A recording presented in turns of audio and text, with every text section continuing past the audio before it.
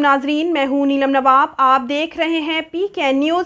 سب سے پہلے افواج پاکستان کے حوالہ سے خبر شامل کرتے ہیں۔ افواج پاکستان پر بیجا تنقید کے خلاف ممتاز قبائلی و سماجی رہنما سردار معصوم خان ترین کی قیادت میں افواج پاکستان سے اظہار یکجہتی کے طور پر ایک تاریخ ساز ریلی نکالی گئی، جس میں ہزاروں افراد نے شرکت کر کے افواج پاکستان کو خراج تحسین پیش کیا۔ مزید تفصیلات سے آگاہ کر رہے ہیں ایم ایس راوی۔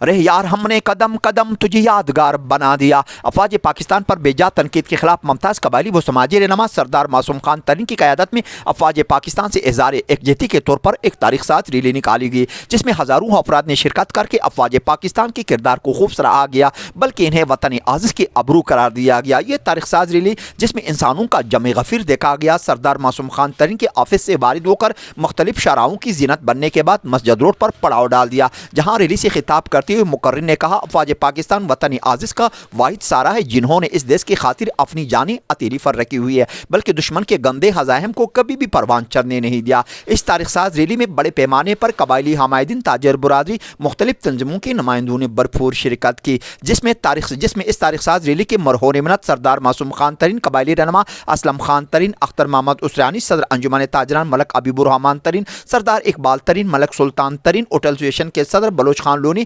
قبائلی رہنما حفیظ الداد نونی اور دیگر قبائلی حمایدین کی بھرپور شرکت۔ ریلی سے خطاب کرتے ہوئے سردار معصوم خان ترین نے کہا، افواج پاکستان ہمارے قابل احترام ہے، انہیں کسی بھی محاذ پر اکیلے ہونے کا احساس نہیں دیا جائے گا۔ اس عظیم دھرتی کی قدر ہم سے پوچھ لے، ہمارے آبا و اجداد نے خون کا نذرانہ دے کر اس گلشن کی آبیاری کی۔ ایم ایس راوی، ضلع دکی، بلوچستان۔